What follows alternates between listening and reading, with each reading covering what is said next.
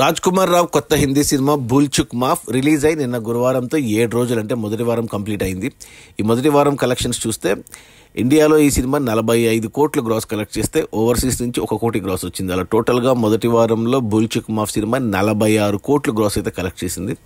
ఇక ఇండియా కలెక్షన్స్లో జీఎస్టీ తీసేస్తే నెట్ కలెక్షన్స్ వచ్చేసి 41 కోట్లు ఉంది. ఈ సినిమా బడ్జెట్ 60 కోట్లు అయితే 41 కోట్లు వెనక్కి వచ్చే మొదటి వారంలో ఇంకో 20 కోట్లు వెనక్కి వస్తే సినిమా హిట్ అవుతుంది బాక్స్ ఆఫీస్ దగ్గర కమర్షియల్గా. సో ఈరోజు శుక్రవారం కొత్త హిందీ సినిమాలు ఏమీ లేవనుకుంటాను. సో ఇంకో వారం ఉంటుంది థియేటర్స్లో, ఈజీగా 20 కోట్లు నెట్ వచ్చేస్తుంది. సో సినిమా క్లీన్ హిట్ అవుతుంది బాక్స్ ఆఫీస్ దగ్గర. ఎందుకంటే జూన్ 6 నుంచి ఈ సినిమా అమెజాన్ ప్రైమ్లో స్ట్రీమ్ అవ్వాలి ఒప్పందం ప్రకారము.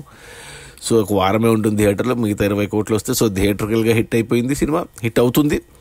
ఇక ఓటీటీకి వచ్చాక చాలామంది చూస్తారు, నేను కూడా చూశాను. 2 గంటలే ఉంది సినిమా. మంచి టైం లూప్ కాన్సెప్ట్లో కాశీలో తీసిన సినిమా, చాలా బాగుంది, చూడండి.